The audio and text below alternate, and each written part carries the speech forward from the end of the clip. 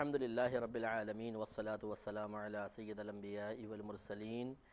اما بعد فاعوذ باللہ من الشیطان الرجیم بسم اللہ الرحمن الرحیم۔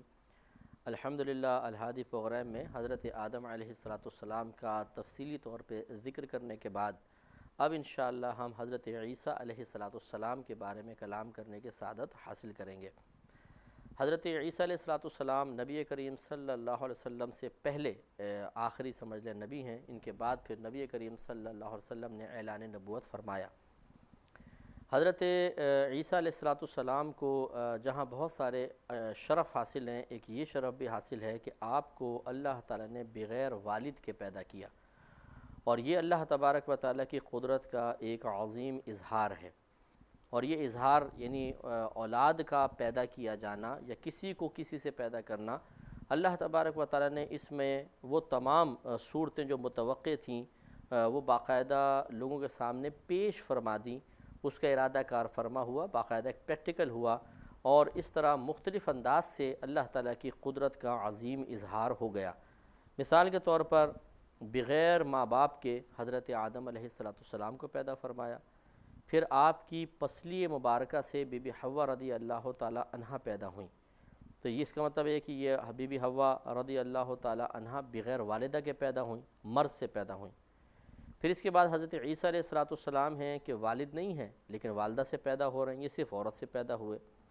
اور باقی ہم جیسے عام لوگ جو ہیں وہ والد اور والدہ دونوں سے پیدا ہوتے ہیں، یعنی ہمارے والد بھی ہوتے ہیں، والدہ بھی ہوتی ہیں۔ تو اس طریقے سے دیکھیں چاروں صورت تھی، بغیر ماں باپ کے پیدا ہونا، ماں باپ کے ساتھ پیدا ہونا، صرف مرد سے پیدا ہونا، صرف عورت سے پیدا ہونا، اور اللہ تبارک و تعالیٰ نے چاروں صورتیں باقاعدہ یہ ہمارے سامنے واضح فرما دیں اور اپنی قدرت کا اظہار ان چاروں صورتوں کے ساتھ کیا۔ بغیر والد کے پیدا ہونا، اس پہ حضرت عیسیٰ علیہ السلام یکتا ہیں، اور یہ آپ کے لیے بہت بڑا ایک شرف ہے کہ اللہ تعالیٰ نے اپنی قدرت کے عظیم اظہار کے لیے آپ کی والدہ اور آپ کو منتخب کیا۔ لیکن یہ ایک جزوی فضیلت ہے، یاد رکھیں کہ اگر کسی کو کسی ایک مسئلے میں، کسی ایک چیز میں فضیلت حاصل ہو تو یہ اس بات کی دلیل نہیں بن جاتی کہ وہ دوسروں سے تمام امور میں فائق ہے، فوق ہے، بلند و بالا ہے۔ مثال کے طور پہ ہم یوں سمجھ لیں کہ نبی کریم صلی اللہ علیہ وسلم کو ماں باپ سے پیدا کیا گیا، اور عیسیٰ علیہ السلام صرف والدہ سے پیدا ہوئے، تو یقیناً اس میں ایک فضیلت کا سا پہلو ہے کہ بغیر والد کے پیدا کرنے کا ارادہ اللہ تعالیٰ نے عیسیٰ علیہ السلام کے ساتھ کیا، اور آپ کے ذریعے اللہ تعالیٰ نے اپنی قدرت کا عظیم اظہار فرمایا۔ لیکن کیا اس ایک جزوی فضیلت کی بنا پر آپ کا مقام و مرتبہ نبی کریم صلی اللہ علیہ وسلم سے زیادہ ہو گیا؟ تو یقینی سی بات ہے کہ ایسا نہیں ہے۔ تو چنانچہ جب ہم کسی کے فضائل بیان کرتے ہیں یا خصوصاً کسی کے منصب یا درجات کی بلندی کا تذکرہ کرتے ہیں تو پھر کل چیزیں سامنے رکھی جاتی ہیں، ان کے تمام تر اوصاف سامنے رکھتے ہیں، پھر فیصلہ کیا جاتا ہے مثلا دو شخصیات ہیں، یہ افضل ہیں یہ، تو ان کی تمام خصوصیات لی جائیں گی، ان کی تمام خصوصیات لی جائیں گی۔ نبیوں سے قطع نظر میں عرض کر رہا ہوں کہ اگر خدا نخواستہ کوئی نبیوں کے بارے میں تو ہم یہ نہیں کہہ سکتے کہ خطائیں اور گناہ ہوں اور عیب ہوں۔ عام آدمیوں کے لیے ہم لے لیتے ہیں کہ مثلا مثال کے طور پہ اب فضیلت چونکہ تلاش کرنی ہے، ان کی خرابیاں بھی دیکھی جائیں، ان کی بھی، جس میں اوصاف زیادہ خرابیاں کم ہیں وہ افضل ہے، جس میں اچھے اوصاف کم اور برائیاں زیادہ ہیں وہ مفضول ہے۔ تو انبیاء علیہ السلام میں یہ دوسری چیز تو نہیں ہے کہ کوئی برائی، کوئی خرابی، کوئی عیب، لیکن پہلی چیز تو ہے انعام، اکرام، اللہ تعالیٰ کا فضل اور کرم، اور اس سلسلے میں نبی کریم صلی اللہ علیہ وسلم سے آگے کوئی بھی نہیں بڑھ سکتا ہے، کیونکہ اللہ تبارک و تعالیٰ نے آپ کو جو کچھ عطا فرمایا نہ کسی کو ملا، نہ کسی کو مل رہا ہے، اور نہ قیامت تک ملے گا۔ یہ صرف اور صرف نبی کریم صلی اللہ علیہ وسلم کا خاصہ ہے کہ اللہ نے آپ کو بہت مقام عطا فرمایا اور بہت کچھ عطا فرمایا۔ تو عیسیٰ علیہ السلام کے بغیر والد کے پیدا ہونے کی عظمت کا کوئی انکار نہیں، اور اس کو دور سے سلام بھی ہے، اس کو ہم بالکل سراہتے بھی ہیں اور اس کو بالکل مانتے ہیں۔ دور سے سلام کا مطلب وہ والا محاورتاً نہیں کہ دور سے بھی بیزار بھی والا سلام، مراد کہنے کا یہ ہے کہ ہم اس کو بہت ڈیپلی جا کر دیکھنے کی ضرورت بھی نہیں ہے، ہم ایک سرسری نگاہ ڈالیں تو فوراً ہم کہیں گے کہ نہیں بالکل آپ کو یہ عظمت حاصل ہے، لیکن اس کا مطلب ہرگز یہ نہیں ہے کہ آپ نبی کریم صلی اللہ علیہ وسلم سے کسی لحاظ سے افضل ہو گئے ہوں، یعنی اس لحاظ کے وجہ سے ہر لحاظ سے افضل ہو گئے ہوں، ایسا نہیں ہے۔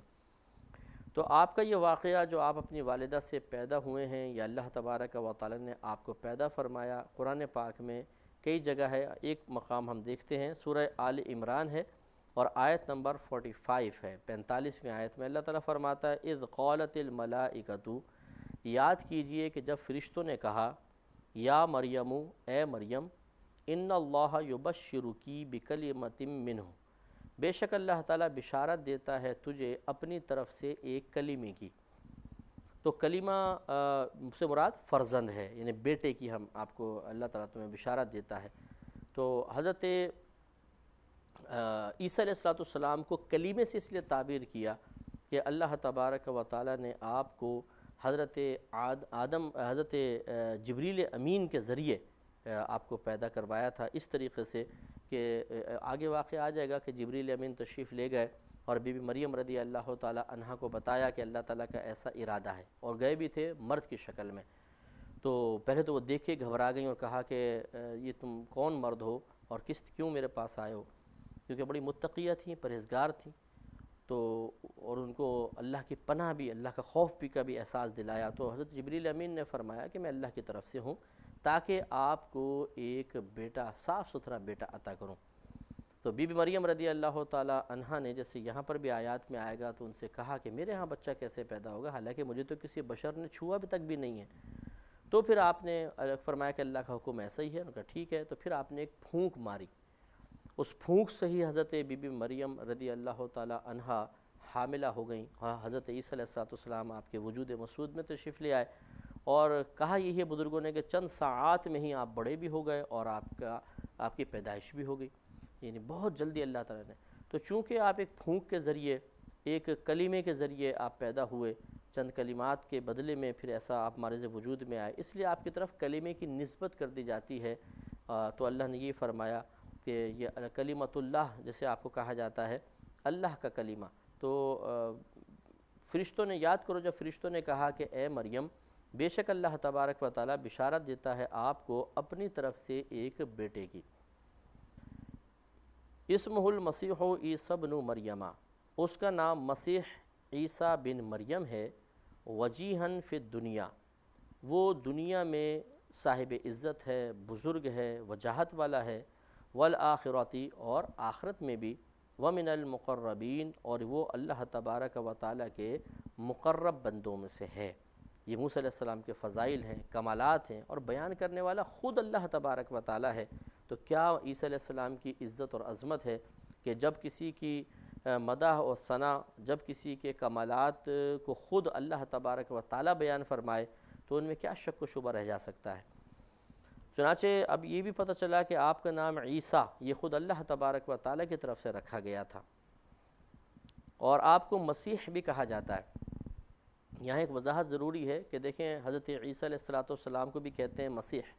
اور دجال کو بھی مسیح کہتے ہیں، مسیح الدجال، دجال مسیح کہا جاتا ہے۔ تو مسیح دونوں کے لیے آتا ہے، تو کیا مفہوم کیا ہے اس کا کہ دجال کے ساتھ بھی مسیح صحیح ہو اور عیسیٰ علیہ السلام کے ساتھ بھی اس کو استعمال کیا جائے تو درست کہلائے۔ دیکھیں، مسیح مسح سے ہے، مسح کا مطلب ہوتا ہے ہاتھ پھیرنا۔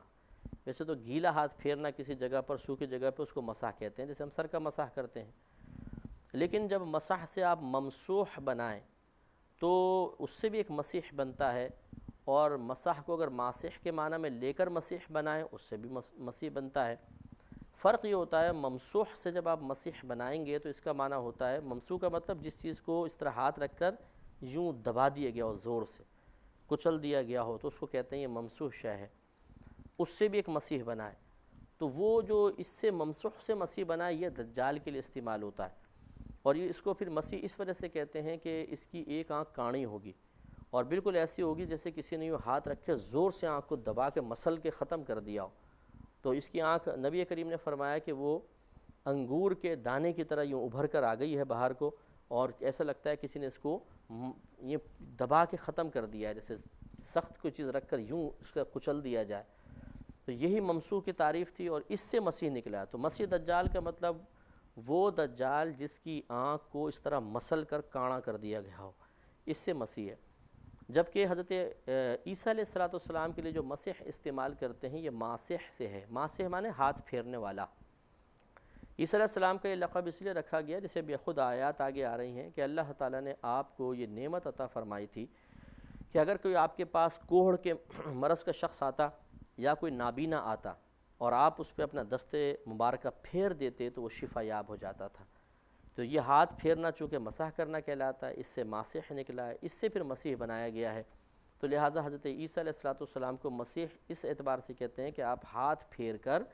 مریضوں کو شفا دیا کرتے تھے، اس وجہ سے۔ تو اس دونوں مسیح میں فرق ہوا۔ ایک مسیح دجال کا معنی ایسا دجال کہ جس کی آنکھ کو مسل کر ختم کر دیا گیا ہو، اور عیسیٰ علیہ السلام کے لیے جب حضرت مسیح کہیں گے اس کا معنی ہوگا کہ وہ حضرت عیسیٰ علیہ السلام جو ہاتھ پھیر کر بیماروں کو، اندھوں کو شفا عطا فرماتے ہیں۔ تو فرق ہو گیا۔ اللہ تعالیٰ نے تعریف کرتے ہوئے ارشاد فرمایا کہ وہ دنیا اور آخرت میں وجیح ہیں، وجیح مانے بزرگ ہیں، اور اللہ تعالیٰ کے خاص بندوں میں سے ہیں، مقربین میں سے ہیں۔ وَيُكَلِّمُ النَّاسَ فِي الْمَهْدِ، اور وہ کلام کرے گا لوگوں سے جھولے میں، وَكَهْلًا وَمِنَ الصَّالِحِينَ، جھولے میں کلام کرے گا، اور جب وہ جوانی کے اندر پہنچ جائے گا تب بھی کلام کرے گا، وَمِنَ الصَّالِحِينَ، اور وہ صالحین نیک لوگوں میں سے ہوگا، یعنی خاص نیک لوگوں میں سے ہوگا۔ تو یہ ایک حضرت عیسیٰ علیہ السلام کا بڑا کمال ہے، بہت بڑا معجزہ ہے، اور یہ آگے آئے گا انشاءاللہ کہ بچپن میں ہی آپ کو اللہ تبارک و تعالیٰ نے اس کمال سے نواز دیا تھا کہ جب بی بی مریم رضی اللہ تعالیٰ عنہا کے آپ پیدا ہو گئے، اور وہ وہ آگے میں بیان کر دوں گا انشاءاللہ، آئے گا آیات میں کہ آپ نے پوچھا تھا اللہ تعالیٰ کی بارگاہ میں کہ یا رب کریم، جب میں اس بچے کو اپنی قوم کے پاس لے کر جاؤں گی اور وہ پوچھیں گے تو کہاں سے لائی ہے، تو میں کیا جواب دوں گی؟ کیونکہ جب میں کہوں گی اللہ کی طرف سے ہے تو پھر وہ تو یقین نہیں کریں گے، کہ عام طور پہ نارمل تو ایسے بچے پیدا نہیں ہوتے، تو پھر میں کیا جواب دوں گی؟ تو وہاں اللہ تعالیٰ نے بیان فرمایا کہ آپ اپنی زبان بند رکھیے گا اور بچے کی طرف اشارہ کر دینا، بچہ خود بولے گا۔ اور ایسے ہی ہوا کہ آپ گئیں، اور آپ نے جب لوگوں نے پوچھا کہ اے مریم، ہم نے تو تم سے کبھی کوئی بری چیز نہیں دیکھی ہے، تم نے کیا گناہ کر کے بچے کو لے آئیں؟ تو آپ خاموش رہیں اور آپ نے بچے کی طرف اشارہ کیا۔ تو سارے لوگ حیران ہوئے، انہوں نے کہا کہ یہ کیسے ہو سکتا ہے کہ بچہ کلام کرے، تم بچے کی طرف اشارہ کر رہی ہو؟ اس وقت حضرت عیسیٰ علیہ السلام نے باقاعدہ کلام فرمایا اور بتایا کہ میں اللہ تبارک و تعالیٰ کا بندہ اور اس کا رسول ہوں، جو آگے واقعہ آ رہا ہے۔ تو اس کی طرف اشارہ کر رہے ہیں، اللہ تبارک و تعالیٰ نے اشارہ فرمایا، اور کلام کرے گا وہ لوگوں سے جھولے میں اور جوانی کے عالم میں بھی، اور وہ صالحین میں سے ہے۔ قالت، تو بی بی مریم رضی اللہ تعالیٰ عنہا نے عرض کی، ربی، اے میرے رب، ان یکون لی ولد، میرے ہاں کہاں سے بچہ پیدا ہوگا، ولم یمسسنی بشر، حالانکہ مجھے کسی بشر نے، کسی انسان نے چھوا تک بھی نہیں ہے۔ قالا، تو فرشتوں نے کہا، یہ جو بھی حضرت جبریل امین ان کے پاس آئے تھے، انہوں نے کہا کذالک اللہ، اسی طرح اللہ تبارک و تعالیٰ کا فیصلہ ہے، یخلق ما یشاء، پیدا کر دیتا ہے وہ جسے چاہتا ہے۔ تو اللہ تعالیٰ کا فیصلہ یہی ہے کہ آپ کنواری ہیں، لیکن آپ کے ہاں ایک اولاد ہوگی، اور وہ صرف ایک پھونک کے بدلے میں آپ کے شکم اطہر میں آئے گی، اور پھر آپ اس کو لے کے لوگوں کے سامنے جائیں گے۔ پھر آگے ارشاد فرمایا کہ اذا قضى امرا، جب اللہ تبارک و تعالیٰ کسی کام کا ارادہ فرما لیتا ہے، فانما یقول له کن، تو محض وہ اس کام کے لیے کہتا ہے کن، ہو جا، فیکون، تو وہ ہو جاتی ہے، فوراً ہو جاتا ہے کام۔ تو یہ یاد رکھیں کہ یہاں پہ کن سے مراد تلفظ کن نہیں ہے، کیونکہ اللہ تبارک و تعالیٰ کسی بھی معاملے میں کسی کا محتاج نہیں۔ اگر وہ کسی چیز کو پیدا کرنے کے سلسلے میں، کسی چیز کو مارز وجود میں لانے کے سلسلے میں، ایجاد کرنے کے سلسلے میں لفظ کن کا محتاج ہو جائے، تو کم از کم یہ تو ہم کہہ سکتے ہیں، یا کوئی بھی دشمن کہہ سکتا ہے کہ تمہارا رب لفظ کن کے تلفظ کا محتاج ہے، لفظ کن کہے گا تو چیز پیدا ہوگی، ورنہ نہیں ہوگی۔ تو یاد رکھیں یہاں پہ کن سے مراد ارادہ الہیہ ہی ہے، باقاعدہ تلفظ زبان سے نہیں ہے کہ کن ہو جا فیکون وہ ہو جاتی ہے، بلکہ مراد یہی ہے کہ اللہ تبارک و تعالیٰ جب کسی چیز کا ارادہ فرما لے، جیسے ہی ارادہ کرتا ہے وہ چیز مارز وجود میں آ جاتی ہے۔ اگر فوراً اس کے وجود میں آنے کا ارادہ کرے گا، فوراً وجود میں آئے گی۔ اگر کچھ عرصے بعد وجود کا ارادہ کرے گا یا ایجاد کا ارادہ کرے گا تو اسی وقت میں وہ پیدا ہوگی۔ اور اگر اللہ تعالیٰ یوں چاہے کہ ایک چیز کو پیدا کیا لیکن اس کی فوری تکمیل فوراً نہ چاہی بلکہ اسٹیپ وائز چاہی تو پھر وہ اسی وقت پورا ہوگا۔ جیسے مثال کے طور پہ اللہ تعالیٰ کا ارادہ تھا کہ قرآن دنیا میں نازل ہو، ارادہ فرما لیا تھا، تو یک بارگی دنیا میں نہیں آیا بلکہ یہ تقریباً 21 سال کی مدت میں دنیا کے اندر نازل ہوا۔ 23 سال لکھے ہیں علماء نے، لیکن شاید آپ نے بخاری کا اگر ہمارا درس سنا ہو تو میں نے اس میں عرض کیا تھا اور بتایا تھا کہ 2 سال ایسے نبی کریم صلی اللہ علیہ وسلم کے گزرے ہیں جن میں آپ پر کوئی وحی نازل نہیں ہوئی تھی۔ پہلی وحی آئی، اس کے بعد 2 سال کا تقریباً گیپ رہا، پھر اس کے بعد لگاتار وحی کا آغاز ہوا۔ تو گویا کہ وہ جو 2 سال ہیں اس کو نکال دیں تو 23 سال پہلے 23 سال کل تھے، کیونکہ 40ویں سال میں اعلان نبوت ہوا ہے، 13 سالہ مکی زندگی ہے، 10 سالہ مدنی زندگی ہے، 23 سال۔ تو اگر ہم یوں دیکھیں کہ نبی کریم صلی اللہ علیہ وسلم نے 13 سال وہاں پہ مکے میں گزارے ہیں، اور پھر آپ نے شروع میں جو وحی نازل ہوئی تھی غار حرا کے اندر پہلی وحی، اس کے بعد 2 سال گیپ رہا، تو 11 سال وہ ہو گئے، 10 سال یہ ہوئے، 21 سال کل ملا کے، لیکن بعض اوقات 23 سال کہہ دیتے ہیں۔ تو یوں ہوتا ہے، اسی طرح خود قرآن میں ہے کہ اللہ تبارک و تعالی نے ارشاد فرمایا کہ اس نے زمین و آسمان کو 6 دن میں بنایا۔ اب یہ نہیں ہے کہ وہ محتاج تھا 6 دن میں بنانے میں، اس کا ارادہ یہ تھا کہ 6 دن میں بنے، آغاز ہوا 1 دن 2 دن 3 دن، 6 دن میں پوری کائنات تیار ہو گئی، اور بے نقص نظام، زبردست قسم کا بے نقص نظام تیار ہو گیا۔ تو یوں ہوتا ہے کہ اللہ تعالیٰ اگر کسی چیز کا ارادہ فرما لیتا ہے تو جیسا اس کا ارادہ ہوتا ہے ویسے اس شے کی ایجاد ہوتی ہے۔ خلاصہ کلام یہ ہے کہ یہ جو اللہ نے فرمایا کہ جب وہ کسی چیز کا ارادہ فرماتا ہے، فیصلہ فرما لیتا ہے، تو کہتا ہے کن فیکون، تو وہ ہو جاتی ہے، اس سے مراد لفظ کن کا تلفظ نہیں ہے۔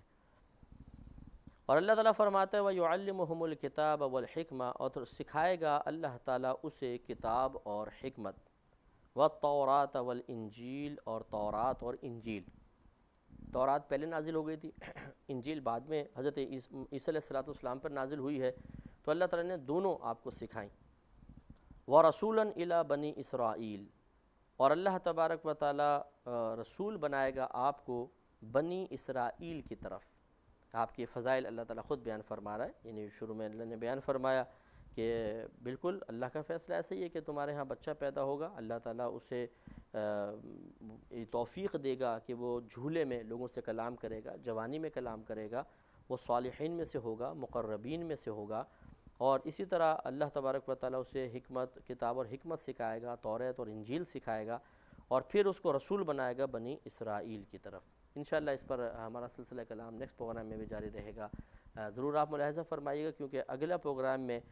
آپ کے ایک معجزے کا بڑا بہترین انداز سے تذکرہ ہے، اور اس پہ سے بہت سارے عقائد ثابت ہوتے ہیں جو ہم انشاءاللہ آپ کو بیان کریں گے۔ اللہ تعالیٰ اگلا پروگرام بھی دیکھنے کی توفیق عطا فرمائے، آمین۔ وآخر دعوانا